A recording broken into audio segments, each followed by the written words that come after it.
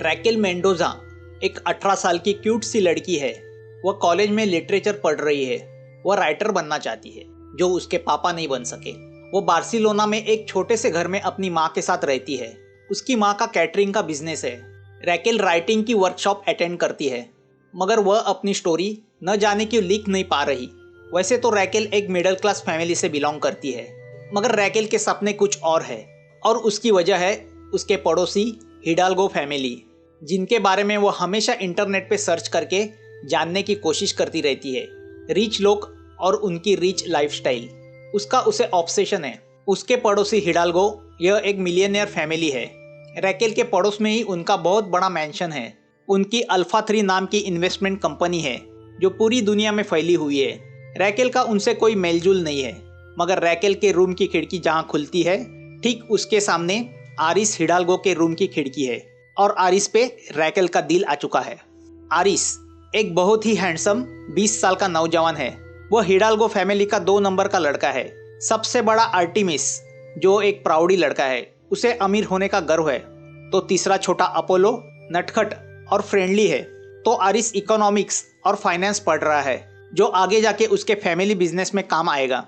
रैकेल आरिस के पड़ोस में रह के भी उसने कभी उससे बात नहीं की, मगर रैकेल आरिस के बारे में सब जानती है। सुबह उठने से लेके रात तक उसका क्या शेड्यूल है, यह सब उसे पता है।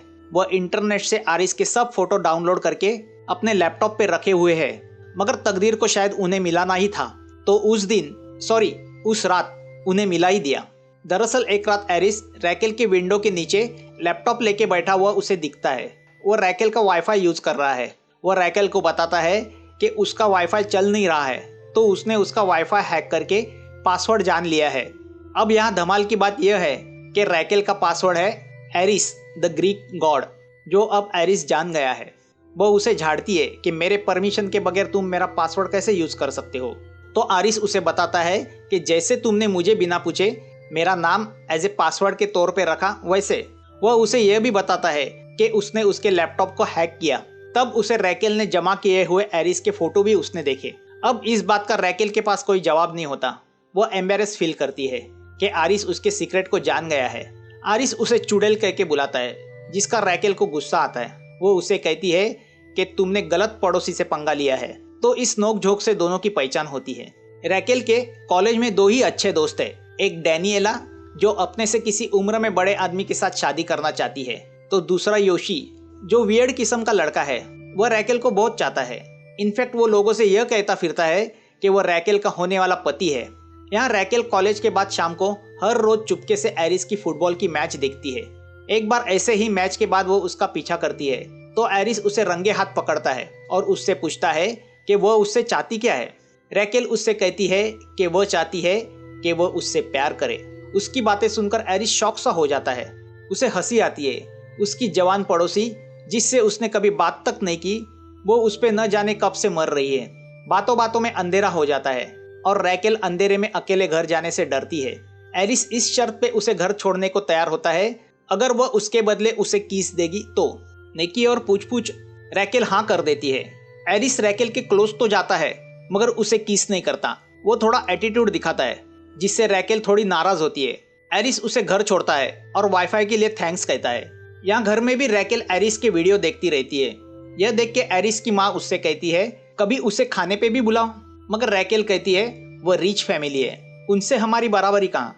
यहाँ रैकेल वाईफाई कनेक्शन निकाल देती है और सो जाती है। रात को एरिस रैकेल की खिड़की से उसके घर आके वाईफाई की वायर फिर से जोड़ता है। रैकेल नींद से जाग जाती है और अपनी रूम में उसे देख के शॉक होती है। अब एरिस उससे फ्लर्ट करता है और उसके पैरों को किस करता है। रैकेल बहुत रोमांटिक फील करती है। वह अपनी आंखें बंद करती है, मगर एरिस उसको उसी हालत में छोड़ के खिड़की से कूद के चला जाता है। Rachel part time fast food joint में काम करती है। दूसरे दिन आरिस उससे मिलने वहां जाता है। उसे वहां देख के रैकेल को ताज्जुब होता है। तभी एरिस उसे उसके नए नाइट क्लब आने का इनविटेशन देता है। रात को रैकेल डैनिएला के साथ एरिस के नाइट क्लब जाती है, जिसका ओनर उसका भाई आर्टेमिस है। वहां एरिस रैकेल को पहचान नहीं दिखाता। तो अब रैकेल एटीट्यूड का जवाब एटीट्यूड से देने के इरादे से एरिस के साथ फ्लर्ट करती है, जिससे एरिस बहुत इरोटिक फील करता है, मगर रैकेल आधे में उसे उसी हालत में छोड़ के चली जाती है। यहाँ एरिस का भाई अपोलो बहुत शराब पीता है। उसे चढ़ जाती है तो अच्छे पड़ोसी होने के नाते रैकेल उसे गाड़ी से उसके घर छोड़ने जाती है। गाड़ी में अपोलो डैनियला से फ्लर्ट करता है और मस्ती मस्ती में रैकेल का फोन गाड़ी के बाहर फेंक देता है, जिससे उसके मोबाइल का स्क्रीन क्रैक होता है। अपोलो घर नहीं जाना चाहता क्योंकि वह डरता है कि उसे नशे की हालत में देखकर उसके डैडी उसकी पिटाई करेंगे। यह सुन के रैकेल उसे अपने रूम लेके आती है। अपोलो नशे में उसके बेड पे सो जाता है। तभी एरिस खिड़की से वहां आता है। अब दोनों बातें करने लगते हैं। एरिस की बातों से हमें पता चलता है कि उसके दादाजी की मौत वक्त पे इलाज न होने की वजह से हुई थी, जो बात एरिस के दिल को बहुत लगी थी। और उसे खुद को भी क्लोरीन से एलर्जी है, इसलिए वो डॉक्टर बनना चाहता है, ना कि कोई इकोनॉमिस्ट। रैकेल उसे बताती है कि वह राइटर बनना चाहती है, जो उसके डैडी नहीं बन सके। एरिस रैकेल को बताता है कि वह सूरज ऊपर आने के बाद घर पे जाएगा। तब तक उसके डैडी भी ऑफिस जा चुके होंगे। वह बिना परमिशन के रैकेल के बेड पे सोता है। क्योंकि रैकेल भी थक गई है तो वह एरिस और अपोलो के बीच सो जाती है। अब उसके बगल में सो रहा एरिस अपने हाथों से उसे उत्तेजित करने लगता है। वह उसे अपने हाथों से सेटिस्फाई करता है। दूसरे दिन यह किस्सा रैकेल डैनियला को बताती है। वह रैकेल से कहती है कि शायद एरिस तुमसे प्यार करने लगा है। रैकेल कॉलेज से घर आती है तो उसे एरिस का गिफ्ट उसके बेड पे रखा मिलता है। वह गिफ्ट खोलती है, अंदर मोबाइल फोन रहता है। कल अपोलो ने उसका जो फोन तोड़ा था वह उसका कॉम्पनसेशन होता है, मगर इतना महंगा गिफ्ट रैकेल लेना नहीं चाहती, इसलिए वो मोबाइल एरिस को वापस करने उसके घर चली जाती है। वह एरिस के घर पहुंचती है। उनका वह बड़ा सा मैंशन देख के उसकी आंखें चौंधा जाती है। पैसे वालों की बात ही कुछ अलग होती है। हिडाल्गो की सेक्रेटरी उसे एरिस के कमरे तक छोड़ती है। अंदर एरिस अपनी गर्लफ्रेंड के साथ बात कर रहा होता है। रैकेल को देख के वो फोन बंद कर देता है। रैकेल उसे फोन वापस करती है। उसका यह एटीट्यूड देख के एरिस उसकी तरफ अट्रैक्ट होता है। रैकेल जानती है कि एरिस को गर्लफ्रेंड की कोई कमी नहीं, इसीलिए वह उसे भी उनकी तरह ही ट्रीट कर रहा है। वह वापस जाने को मुड़ती है, मगर एरिस की जादू उसे उसकी बाहों में खींचती है।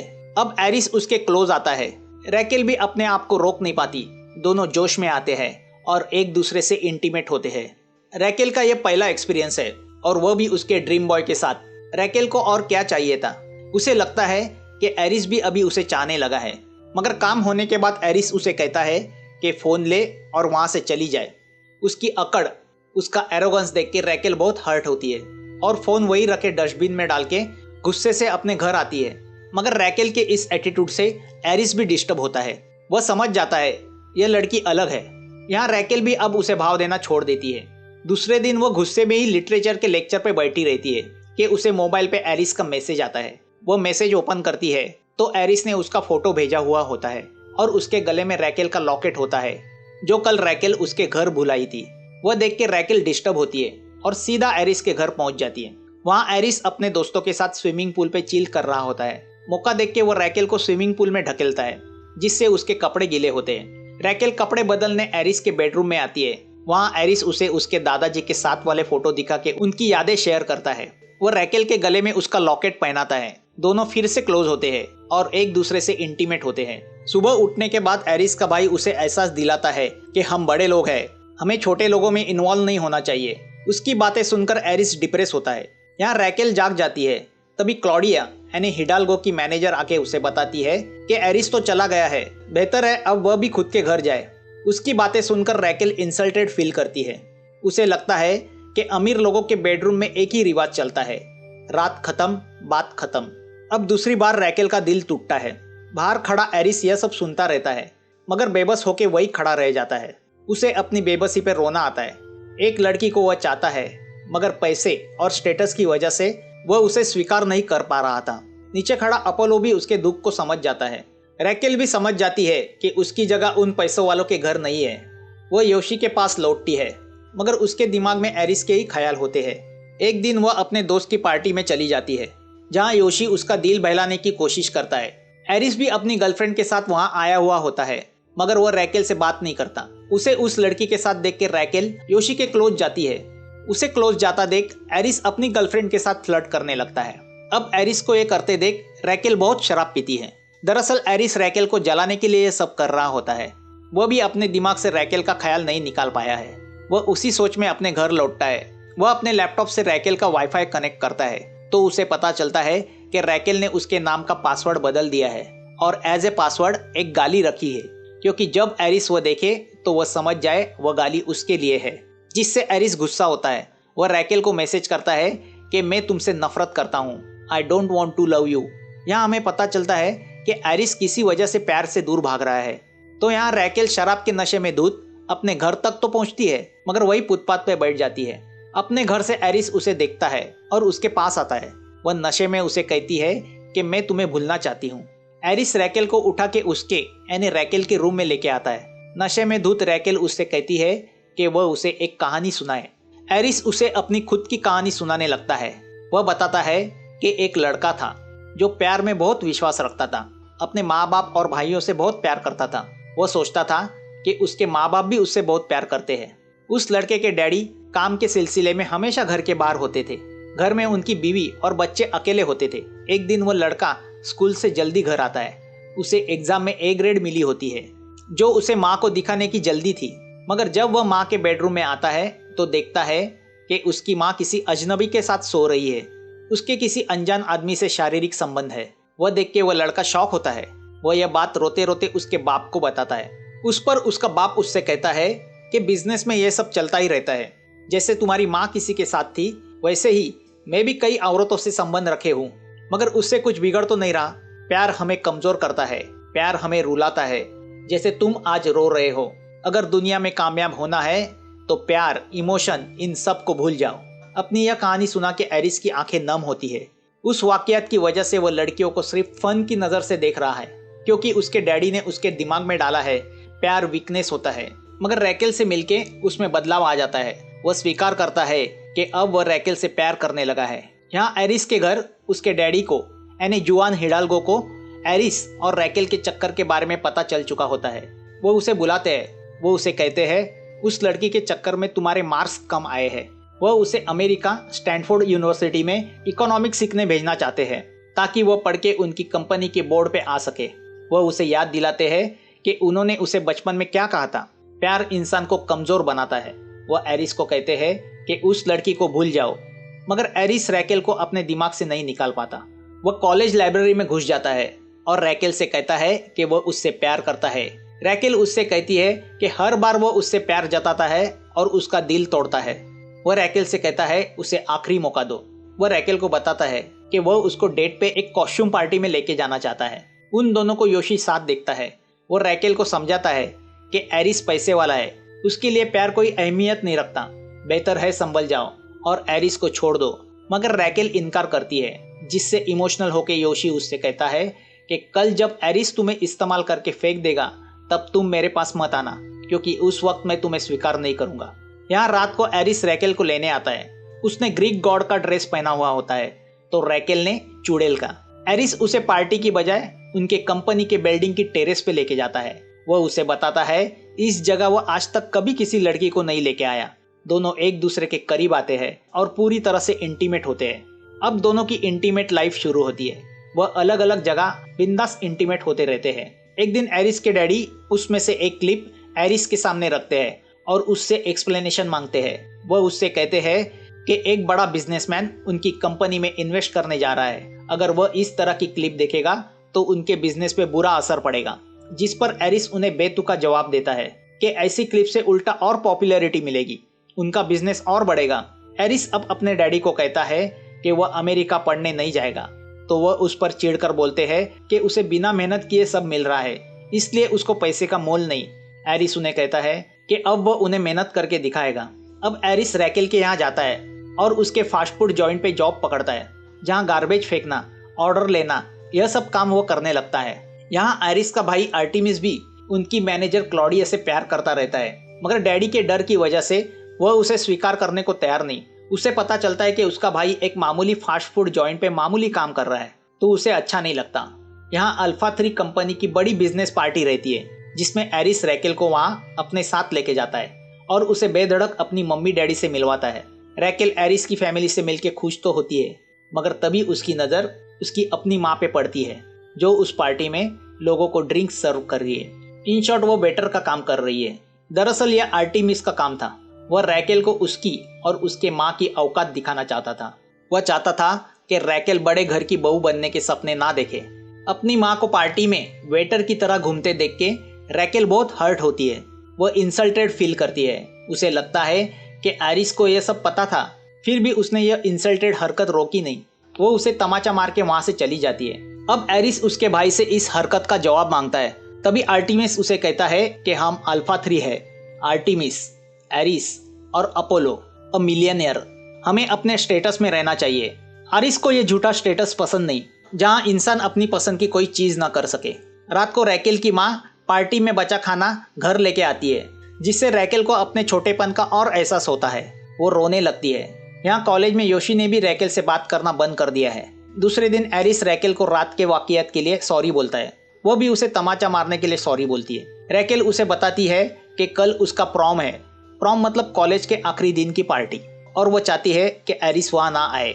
वह एरिस को बताती है कि वह जॉब छोड़ के जा रही है, क्योंकि ऐसे हालात में दोनों एक जगह एक साथ जॉब नहीं कर सकते।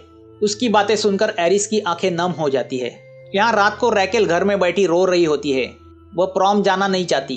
तभी उसकी माँ उसे बताती है कि वह नहीं चाहती कि वह उसके पिता की तरह डरपोक बने, क्योंकि अगर वह चाहते तो बड़े राइटर बन सकते थे, मगर अपने डरपोक स्वभाव की वजह से वह कुछ ना बन पाए। वह रैकेल को कहती है कि अगर वह एरिस से प्यार करती है तो सीधा जाके बेझिझक उससे कहे, अपने दर्द को अंदर ना छुपाए। उसकी बातें सुनकर रैकेल सीधा एरिस के घर जाती है। आर्टिमिस उसे अंदर आने नहीं देता, मगर वह चिल्ला के एरिस को बोलती है कि वह उसका प्रॉम पार्टी में इंतजार करेगी। यहाँ एरिस की फैमिली एक साथ डिनर करने के लिए जमा हुई है। शैंपेन ग्लास में डाली जाती है। सब चीयर्स करते हैं, मगर एरिस का दम घुटने लगता है। वह वहां से भाग खड़ा होता है। यहाँ कॉलेज में रैकेल एरिस का इंतजार करती है। एरिस वहां पहुंच तो जाता है, मगर योशी उसका रास्ता रोकता है। वह एरिस को धक्का मार के स्विमिंग पूल में गिराता है। स्विमिंग पूल का क्लोरीन वाला पानी एरिस के शरीर के अंदर जाता है, जिसकी उसे एलर्जी होती है। वो पानी में ही बेहोश हो जाता है। यहाँ योशी को अपनी गलती का एहसास होता है। वह रैकेल की मदद से एरिस को बाहर निकालता है और उसे हॉस्पिटल लेके जाता है, मगर एरिस आईसीयू में चला जाता है। रैकेल एरिस के बेड के पास बैठी रहती है। उसका प्यार एरिस को मौत के मुंह से वापस ले आता है। एरिस को होश आता है। अब एरिस के प्यार को उसके मम्मी डैडी भी स्वीकार करते हैं। हॉस्पिटल से घर आने के बाद एरिस अपने आगे की पढ़ाई के लिए बाहर जाने का फैसला करता है, मगर इकोनॉमिक्स की नहीं बल्कि मेडिकल की पढ़ाई के लिए।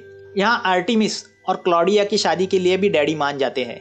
रैकेल एरिस को छोड़ने एयरपोर्ट जाती है, जहाँ एरिस उससे वादा करता है कि वह अपनी पढ़ाई करके उसके पास लौट आएगा हमेशा के लिए। रैकेल उसे रोते रोते अलविदा करती है। एरिस प्लेन में बैठ जाता है और अपनी पॉकेट में हाथ डालता है, तो उसके हाथ रैकेल की पैंटी लगती है, जो रैकेल ने जानबूझ के उसकी याद के लिए रखी हुई होती है। अब रैकेल उसके और एरिस की प्रेम कहानी पे स्टोरी लिखती है, जो वह अपने लिटरेचर के क्लास में पढ़ के सुनाती है। वह आखिर में लिखती है, प्यार देने की चीजें, लेने की नहीं। उसकी स्टोरी सुन के हॉल में बैठे सभी तालियां बजा के उसकी कहानी को अप्रिशिएट करते हैं।